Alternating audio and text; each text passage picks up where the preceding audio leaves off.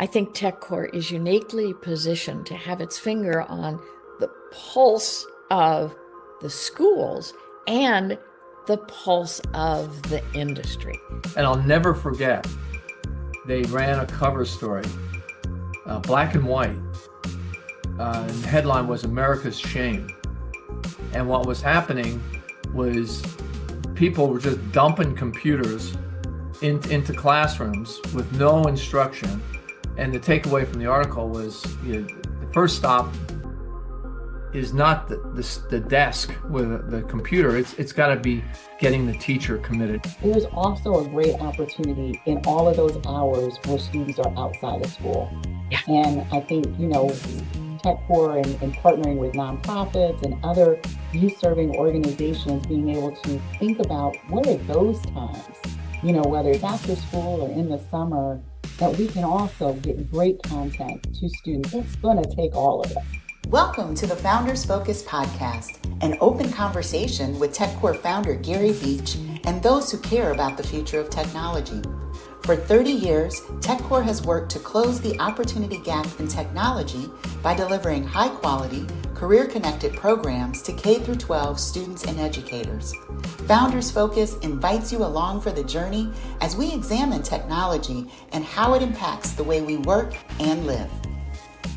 Welcome to Season 4, Episode 2 of TechCore's Founders Focus podcast series.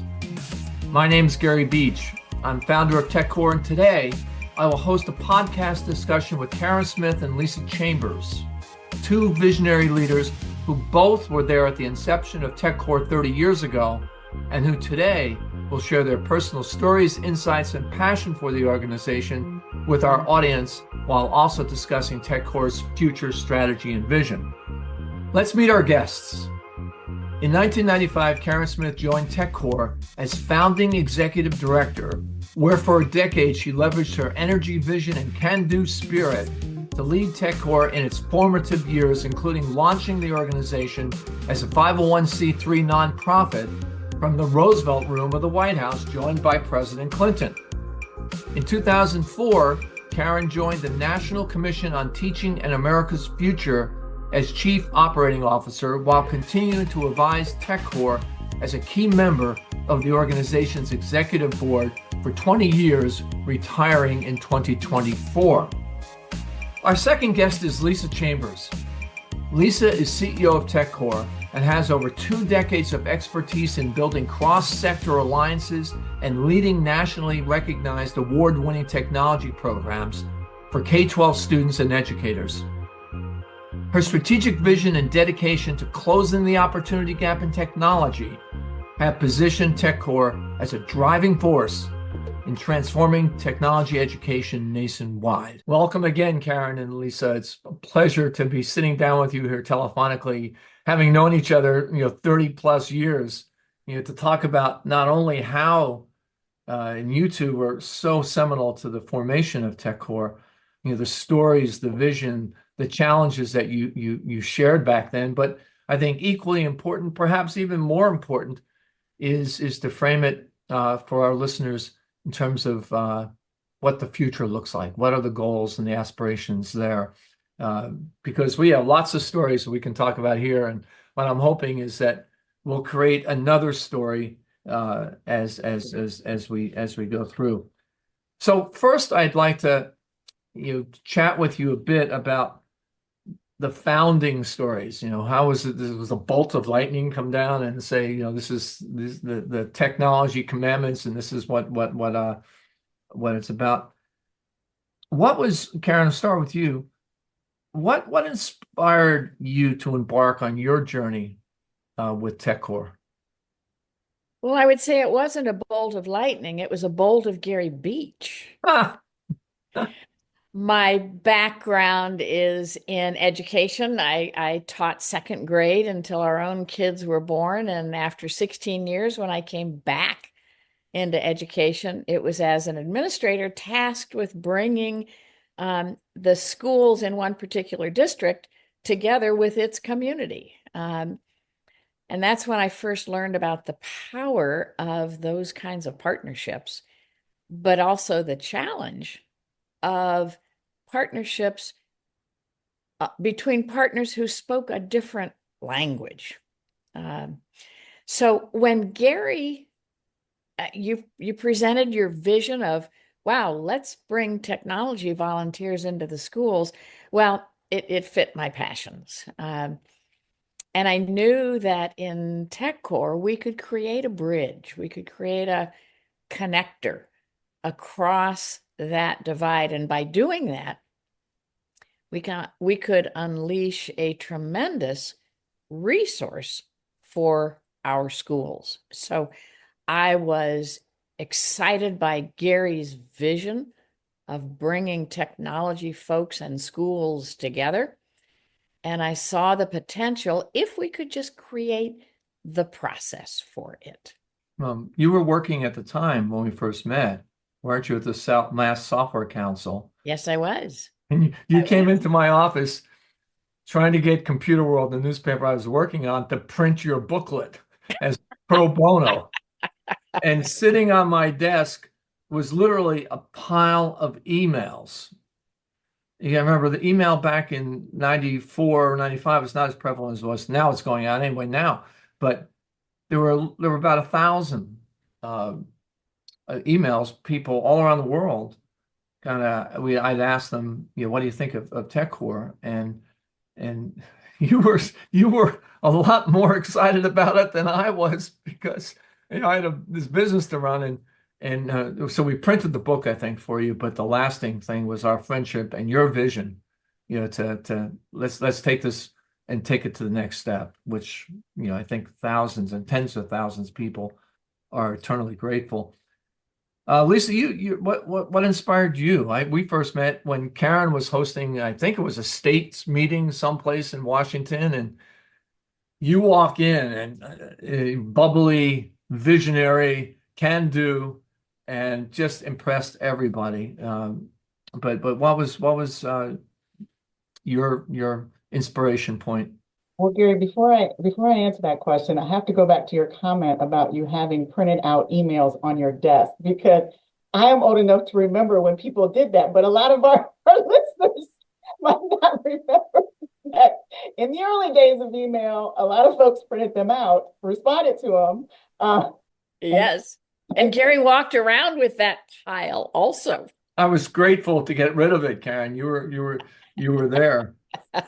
But what before you joined to run the Ohio chapter, what was your take? What was your aha? This is something I want to do, hopefully for the rest of your life. And for me, it really was a vision, Gary. Prior to joining TechCore in Ohio, I was working for a nonprofit organization, and this in one of Columbus's most challenged neighborhoods. Lots of poverty, lots of crime, and I had been working with this nonprofit to run a program called Weed and Seed. And the idea behind the nonprofit was that you weed out negative elements in communities, but then you must seed them with positive opportunities. And this was in the mid 90s. And so technology and the internet, those were all still very new things. And in this community, we stood up one of the first computer labs.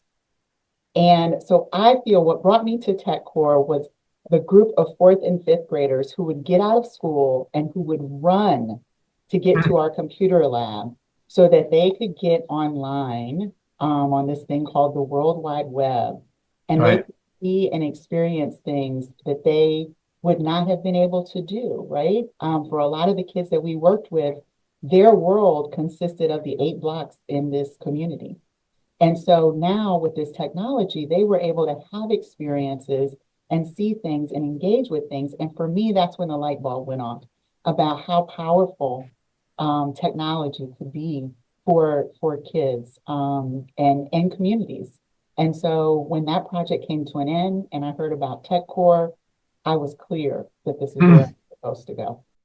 So those faces you see on the website still to this day, 30 years later, I mean, you could be having a bad day, just go onto the TechCore website. I guarantee you spend 5 minutes there, you're going to walk away with smiles on your face. Yeah. But besides the vision, it's not easy to start something. And Karen, what were some of the key challenges that you faced? I remember we in the snowy area of Worcester, Massachusetts in January, it's freezing cold, and we're bringing these first volunteers in, and uh, I don't know if that was a challenge or not, but what was some of the challenges you faced? And at least I'd like to hear from you on that too. Karen? Well, I think early on there were two. And remember, this was the early to mid 90s, so things were a lot different.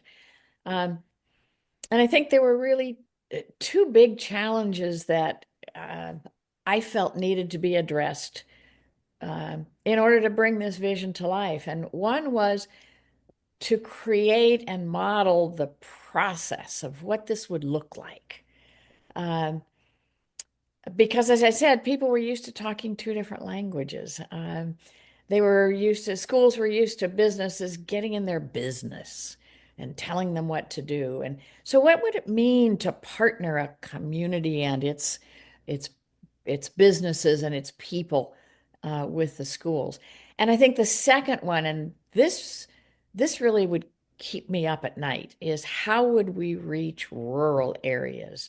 Hmm. Because the vision of bringing technology volunteers into schools, we could build that process. We could model that. But what do you do when you're out in the rural areas where there aren't these folks? So, um, two early things that helped us to create and model the process. One was we incubated it in Massachusetts. We built the processes that would help and facilitate two entities that talked like this now could talk like this. So we incubated that thanks to the leadership of the Massachusetts Software Council providing that incubator space, and then they're launching us and giving us the freedom to go out and build it across the country. Uh, and the second piece of modeling it was an initiative that was called Cyber Ed, which dropped into our laps early on. It was a partnership between the White House and a half a dozen tech and telecom companies. It was led by MCI. Um, and we took an 18-wheeler across the country to 15 cities. People often ask, did I drive it? And I said, no, I couldn't reach the pedals. I organized it, but we hired a team of teachers to go onto this truck that was outfitted with a computer lab and a video conferencing center. And we took it into 15 cities, um, and it would spend a week. And during the day, we would bring teachers onto the truck to show them, give them the opportunity to touch and see and learn about what technology could do to facilitate their teaching. They had no clue. Computers were being dropped in around the country, and teachers had no idea what to do with them, nor how to use them. Um, and so we would give them the opportunity to see and touch and learn about the power of technology in their teaching. But equally important, we brought local businesses and government leaders onto the truck so that they could see it too. And then we ended each week in each of these 15 cities with a roundtable where we brought these leaders together and challenged them to come to the table so that the truck didn't just deliver a carrot that they couldn't reach, but it left behind a footprint of teachers who felt empowered, business leaders, government leaders who understood how they could step up to be part of this. And it was that early modeling of what a collaboration might look like that was important in those early days. When it came to the second challenge of reaching rural areas, it came a couple of years later, I would say 2 years later, when we launched Web Teacher. And that was in partnership with the cable industry. It was an online self-paced tutorial that was developed by teachers and for teachers. And it was accessible to anyone who could get online. Now, that was a challenge to get online back in those days. But if you get online, Web Teacher could walk teachers through a self-paced tutorial that would help guide them into what they could do. Second program that helped us to reach the rural areas was an early program called Text for Schools. We created virtual working groups of 10 people. 5 of them were educators, 5 of them were tech professionals that represented the spectrum of expertise needed to answer technology questions. And in a safe, knowledgeable space, the educators could ask questions, sometimes answered by other educators, sometimes answered by the technology expert.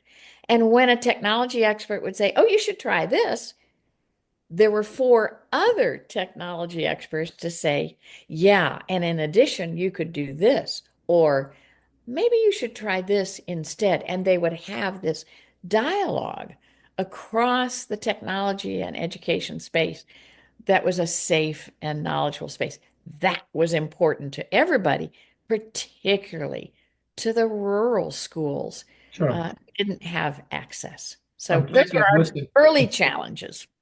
This got to be a book here someplace on all these stories. Uh, One thing I just would like to amend on append to Karen's comments. During those early 90s days, I was working at a publishing company and had a magazine called Macworld. And I'll never forget, they ran a cover story, black and white, and the headline was America's Shame. And what was happening was people were just dumping computers into classrooms with no instruction. And the takeaway from the article was, the first stop is not the desk with the computer. It's got to be getting the teacher committed. And that to this day, Lisa, that's a core value of the success of TechCore. Do you have any founding stories before we move on to the next question? No, I would just, I mean, I think what you just shared was really important because I think purchasing hardware was the first step. But a lot of us thought that if we put hardware in schools, then all of a sudden our students and our teachers would have everything that they needed. And it was clear that it took a lot more than that. And I think that TechCore came in at the right time, with the right philosophy, that it was about more than equipment, that it was making sure that our teachers had the support and the training, to do that. And I think the other thing that Karen shared, which is so important and really a part of, in Ohio, we started, several years, 4 years, I think, after you all launched TechCore. So we had the opportunity to learn from the lessons learned, and also had a playbook, right? And I think one of the pieces that Karen shared, which was so important, is that helping volunteers and educators understand how to work together to solve those problems that our schools were facing, and putting them through adequate training. And I think we did a really great job here in Ohio in building a really strong training model for our volunteers, where our volunteers and our schools left at the end of that night after that training, feeling that it was more than just a passion project, that they were actually going to get something done, that they walked out with their contract, if you will, about what their project was going to be, a timeline, everything, and a lot of that is that whole model was thanks to Pat Barron, and her leadership of the Ohio chapter, in understanding how important it is. You get volunteers, they have lots of passion, but you also need to kind of focus that, to make sure that at the end of those experiences, folks said, yeah, we actually got some good stuff done, because they definitely did here. And here we are 30 years later. Staying with you, Lisa, we mentioned it a moment ago, Karen was talking about it, and all 3 of us, but really to some extent, it was the PC was like the seminal technology back in the 90s. Although, Lisa, you mentioned, I believe, the World Wide Web. So, there were these waves like surfing that TechCore has, the surfboard of TechCore has navigated over 30 years. And we got the PC, we got the World Wide Web in 94. We have the cloud, we have the smartphone, we have social media, which I think is sometimes better known as unsocial media. And now we have AI and cyber. How, maybe answer it in terms of the present. How are you, as CEO of TechCore, managing the technology is out there now with an eye on the future as to what are you going to embrace as you go forward? It's an exciting field to be in. I think Gary baked into this organization and the way that it was founded, it was always the flexibility to evolve as the needs evolved, right? The needs of our students, the needs of our teachers, our schools, our communities, and our employers. And I believe that one of the reasons that TechCore is still, in operation 30 years after its launch, is still relevant is because we have been responsive and we have changed as the needs have changed. And who knows where we're headed, right? I mean, I I'm so incredibly excited about the possibilities of these new technologies that are continuing to emerge and will emerge at an even faster rate, right? Than before. And I think what has allowed us to stay flexible and nimble has been baked into the DNA of who we are as an organization. It's also been driven by the board, right? And having lots of really great thinkers around the table who are constantly, questioning, this is where I see things going next. What are we going to do as an organization to make sure we're building the programs that give kids and their educators the tools they need to stay up to date with this, if not ahead of it? Is it a dual-edged compass, so to speak, Lisa? You said kids and their educators, both of them in sync are helping you and the team and the board say, okay, this is the path we're going to go in the future? Or does one of the two, are the kids the first stop and then the teachers, or is it simultaneous? Where do you find the best looking around the corner, the next technology coming down the pike from kids or teachers? Interesting question, Gary. I don't know that it's one or the other. I Right. think that the two are always in my head, right? That I always want to think about what are we doing because our model now allows us to provide direct service programs to students and also to provide educator-centered programs directly to educators in our community. And so our approach, I like that we have this dual approach. So in my mind, Gary, those two are always living. Right? I'm always thinking about how are we going to make sure that we're building programs and setting up environments that support them both. Yeah, good point. Karen, same question. Over your 10 years as executive director, founding director, and as I mentioned in my opening comments, your 20 plus years on the board, you have a good feel on the pulse of where the next big thing, the technology business is infamous for the next big thing. Um, what did you find helpful, and what could you share with our audience as to what they should be looking forward to, and look for signs that say, okay, this is happening, it's real? Well, I echo what Lisa has said. I remember, Gary, you talked about in the pre-tech core days, the switched on classroom, which was the Massachusetts Software Publishers, Yeah. Massachusetts Software Council's publication, uh, which was to serve as a guide to help schools do their technology and what should they do first? And this was pre-tech core days. And I remember one of the chapters at the tail end was looking forward. What should educators be concerned about looking forward? And I remember making the statement in that book that there's this thing called the World Wide Web. Mhm. that bears keeping an eye on for what it might offer. And oh my gosh, that seems like light It is. years It is ago. decades ago. It is. Uh, but uh, I think that also helped to inform how we structured TechCore from the beginning, as Lisa said, positioning it as being able to evolve as the needs change. We were very proud that, and continue to be proud, that we meet the schools where they are. And if they in the early days needed help installing software, we were there.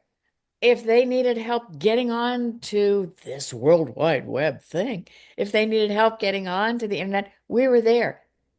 And as their capacities grew, so did our ability to match them with resources. And that's because of the breadth and depth of the technology industry that we were partnering with. Um, I personally find it very hard to predict what's coming next. I would not even begin to do that.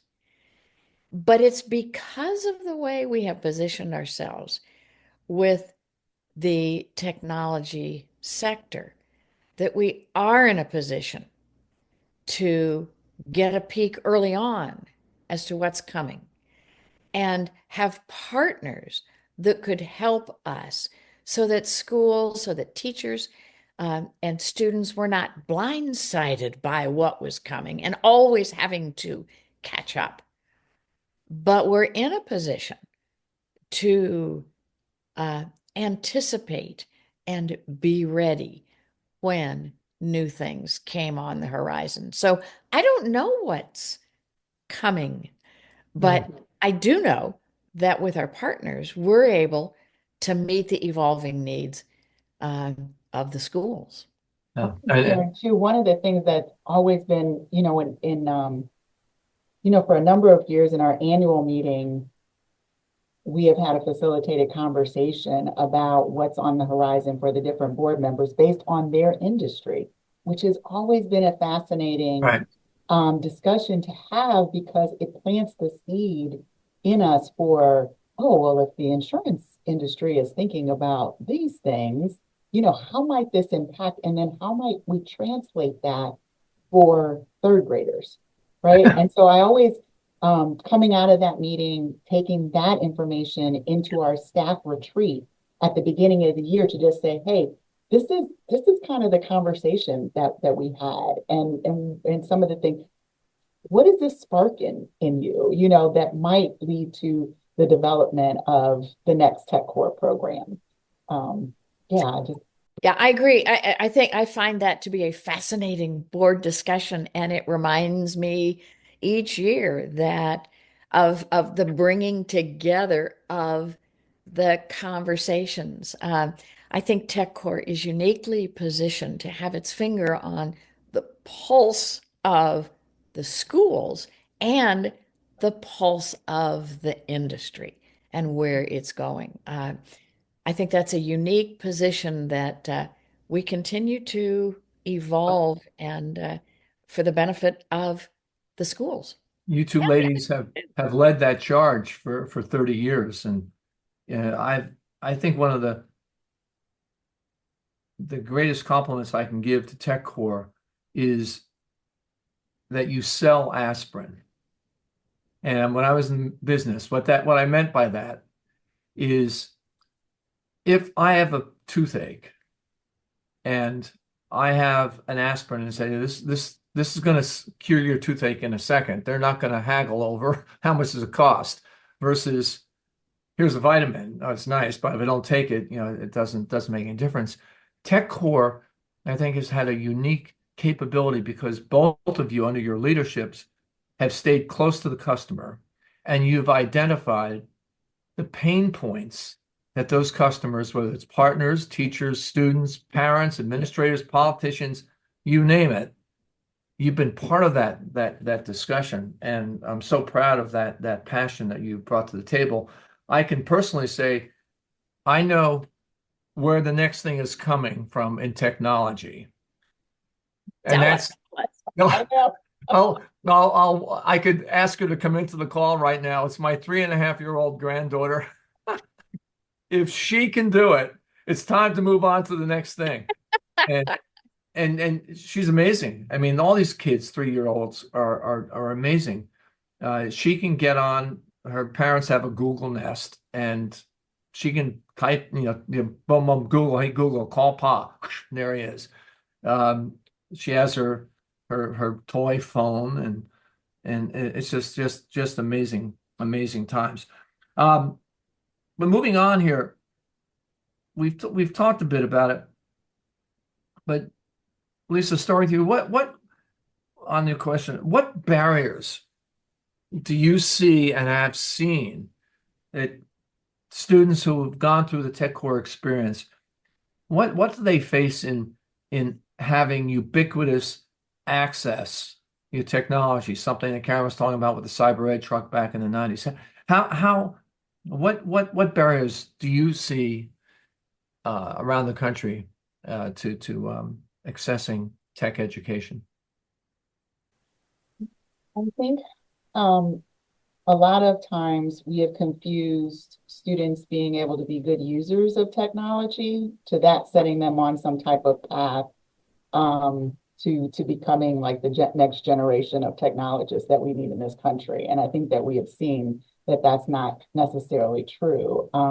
If you just mentioning about your granddaughter, Hmm. kids in the United States interact with their first piece of technology before their second birthday, but we're still not graduating enough computer scientists and engineers to stay competitive and to fill these jobs that we have. And so I think one of the things that we have tried to do with our tech core programs recently is really try to move kids from being passive users and consumers of technology to becoming creators and designers. Um, and I always say that even if a student that comes through Tech Core doesn't end up and decide to go in the technology industry, the things that they learn, it's so important now um, with technology to be an informed user. There's so What do you much mean by going that? on. I mean, Informed in what way? informed that you really understand when you engage with a piece of software or an app to understand what and how is that working. You don't have to know all of it, but you need to understand how it's using your information, how it's using your images. And so those are the things for the kids that come through the program that I want them to understand. And I remember, Gary, and this has probably now been about 10 years ago, one of the activities we had with students is and this was high school kids. First day they would come into the program, the assignment that we gave them leaving, they were each matched up with someone they didn't know. And we said, go home tonight and find out as much as you can about the person next to you, and then come back and tell us. And they were blown away by how much information that folks that did not know them were able to find Wow. in an evening. Wow. And not, right, these aren't advanced users. Sounds like a tech core board meeting. you know, but I mean, and so I thought for us, so again, I think that's part of what we're thinking about in these programs that we're developing is not just, we're not in the business of trying to turn out a bunch of software engineers. Right. We love when our kids go on to these paths and we know how important this early work is, but also, every person now engages with technology and they need to become more informed users. And I think that they can do that through programs like ours. So I hope that answered the question. That's good. Karen, you want to comment No, on I am retired. I'm away from having my finger on the pulse of what is going on. I am an outside observer, a passionate, knowledgeable, caring, I care about. But I would leave it to Lisa for her perspective on this. I know that one of the barriers continues to be how fast technology goes. You just catch up and you're behind already. And that's a challenge for schools who are not programmed that way. They're not programmed to react quickly. Um, they're programmed to react thoughtfully. And it's a challenge for schools, and the things that TechCore does, being a partner with them, is incredibly important to the teachers, to the students, and what they are doing. So Yeah. And I think, Karen, I mean, to your point, that one of the things that we've been able to do as an organization is to fill in those gaps, right? That schools are tasked with so much. Teachers are asked to do so many things. And then all of a sudden we said, and now we also want you to yeah, teach computer right. science, right? We're not going to take away anything, but we're going to keep adding. Yeah, And it's just a lot. And while we certainly support doing everything we can to bring computer science into our schools in a way that is connected to learning, and with the supports that educators in schools need to do that, there's also a great opportunity in all of those hours where students are outside of school. yeah, And I think, TechCore and partnering with nonprofits and other youth-serving organizations, being able to think about what are those times, whether it's after school or in the summer, that we can also get great content to students, that it's going to take all of us.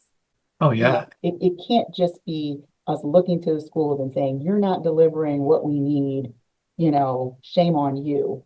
It's really got to be, we're all in this together, and we're going to work together to get our kids where they need to be.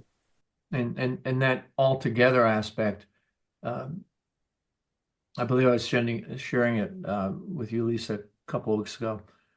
But a technology vendor, data an analyst vendor, did a survey of 3,000 students and parents.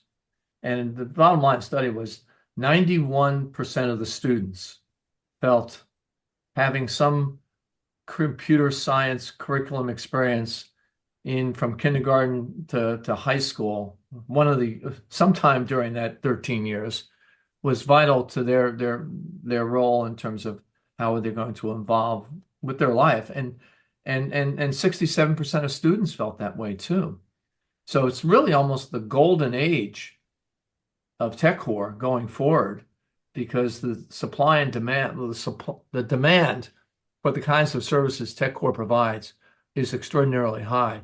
The challenge is, and this is one of the things that the organization is looking at, is how do you supply that expertise, whether it's with vendor partners or what have you. and I think one of the things that a badge that TechCore has earned over the years, and certainly under Lisa's very strong leadership, is a trusted partner.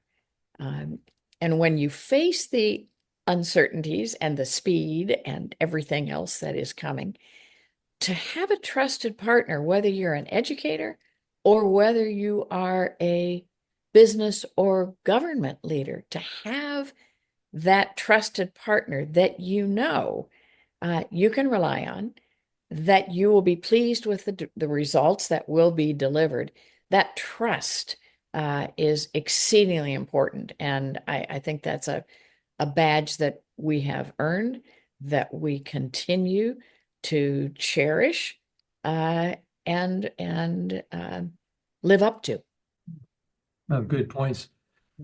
How does, Lisa, as CEO, how does TechCore measure the organization's success? Karen was talking about those badges of honor. How do you know that it's all working so well? I mean, you can look at spreadsheets, as we all do every 3 months, and the organization is doing extraordinarily well under your leadership. Yeah, but how do you personally measure the success of TechCore now and going forward? Well, we measure success in several ways, right? I mean, certainly looking at those numbers that you mentioned on a regular basis is important to us. So we are tracking the number of students served and how we're serving them, and what do those students look like, and the same would be true, on the educators. We're setting goals based on what our data is telling us. Where are gaps in our service areas that we need to see some improvement. we're an organization that spends a lot of time with data and now spending even more time with it and really making some data informed decisions about what we want to do. So that's the kind of the quantifiable side of it, Gary. And then I would say on the qualitative side, it's those students and those stories that really resonate about the impactfulness. I was at an event last week to present to a corporation who had pulled together a couple of different nonprofit organizations that they're investing in around Central Ohio, and we were just sharing our reports of some of our outcomes and our impact. And after I shared our report, they opened it up for questions, and someone in the audience said, "Well, I don't have a question, but I want to tell a story." And she ended up telling a story about her son who was in a tech core program when he was in school. And so she then told the impact of this program. And she said, "I just want to speak to this organization and the impact that it has had on his life, who, not only was he in the program in high school, once he graduated from high school and went to college, Tech Core hired him as an instructor and brought him back, and now this young man has started his own graphic marketing a firm." And so she was just saying, and I thought, that's sometimes hard to measure, but that's what it's all about, right? That at the end of the day, that we're transforming lives. And that's incredible. And the impact that those kids who are having these transformational experiences, not just on them, but how does that impact their family, their future family, their community, their, company, all of that. It just ripples out. It's like a rock throwing into a still pond. And when we've had several of these, this is the fourth season of these podcasts, and I've been fortunate to participate in many of them, and listening to the stories that the students talk about that they experienced in a Czech Core program. But then what they've done is they've gone home and they've influenced a younger brother or older brother or sister, and it's just amazing. Yeah. In terms of But transformation. I would add to those measures of success. Mm-hmm. The stories, I think, the proof is in the pudding. You can have all the data in the world that says A plus, A plus, but it's the stories of the impact it has had that, as they say in Ohio, that's where the rubber meets the road. Yeah. Uh, but I would also add this little perspective that over the 30 years, because we're celebrating 30 years here, some mighty fine organizations have come and gone. Mm-hmm. They've had their impact and they've dissolved. The fact that TechCore has remained relevant and has remained in demand by educators says a ton about its success. And I'd also add that the continued breadth and depth of the partnerships within the corporate world is also a testament to the success and impact that TechCore has and will continue to have. Uh, Being relevant throughout 30 years, uh, being in demand across 30 years is uh, a pretty strong indicator of some success and strong results that we have achieved together.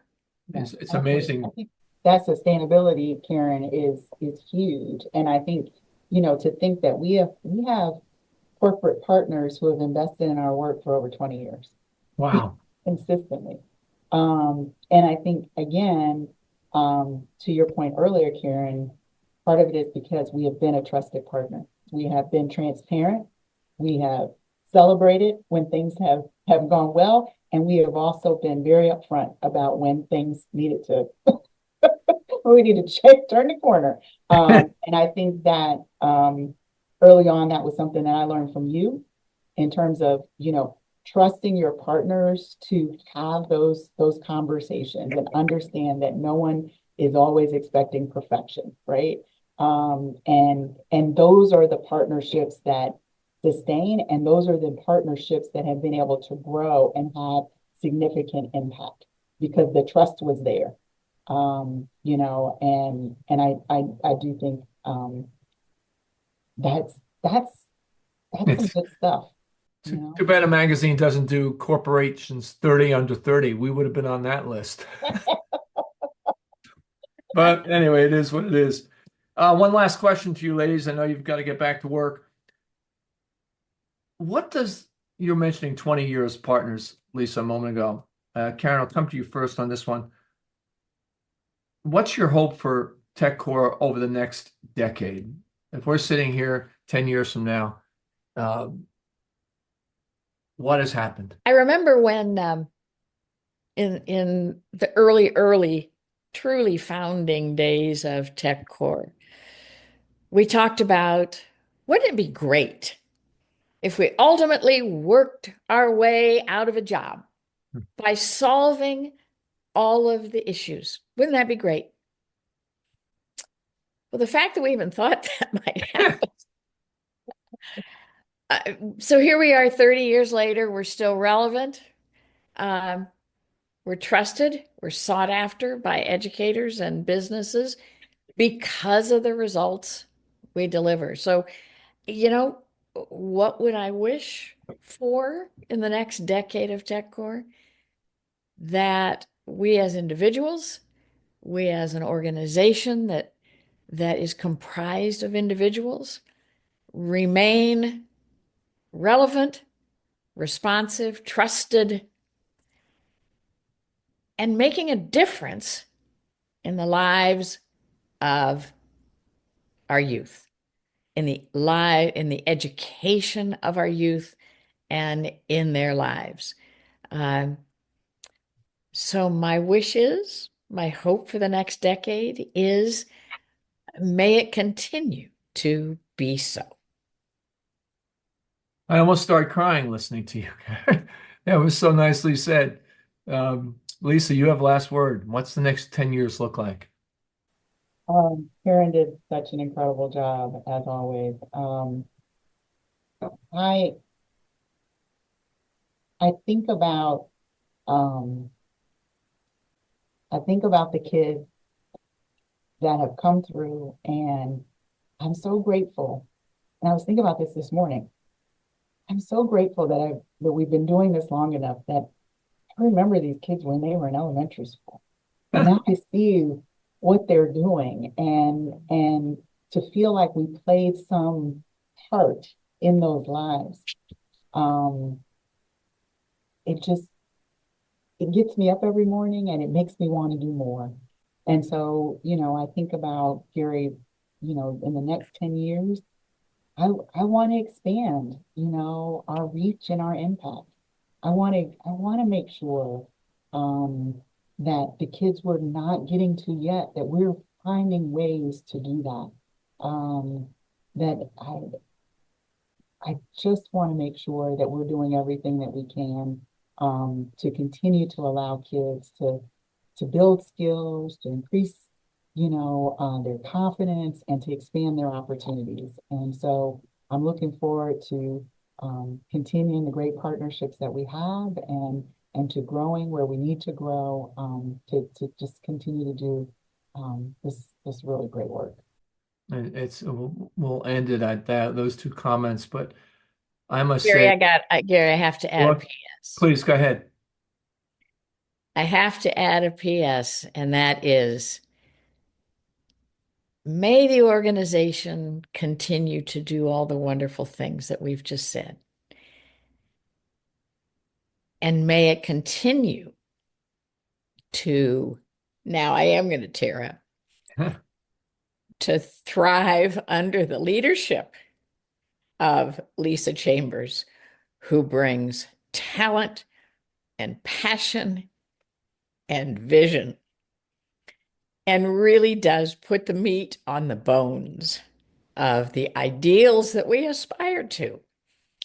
And so my vision of the next 10 years has to include this wonderful lady under whom we thrive and will continue to thrive and make a difference. Lisa is TechCore. But Oh, everybody's crying here. This was not in the script. It's But good I stuff. must say, Good stuff. It's passionate, good stuff. I've met many people in my 40 plus years in the technology business. And at the top of that list are you two. I mean, it's just every time I speak to you guys, I get inspired. It is TechCore, being involved in it now as co-chair. It's by far the most relevant thing you guys mentioned those word relevancy I've done in my life, and I thank you both for the opportunity, to be able to say that. So Lisa Chambers, Chief Executive Officer of TechCore, in terms of 30 years going forward, hopefully. Karen Smith, your passion, get the organization off the ground as the founding executive director. On the behalf of the audience who's listened to us, listened to you, both of you, talk about your passion, your vision, your commitment to making it a better world is just inspiring. For listeners who are interested in learning more about what that inspiration has gelled into in terms of TechCore, you can go to www.techcore.org. Something you couldn't do when we founded the organization 30 years ago, and learn more. So for the team at TechCore on the Founders Focus podcast series, my name is Gary Beach. Thank you both for investing your time with us today. Thank you.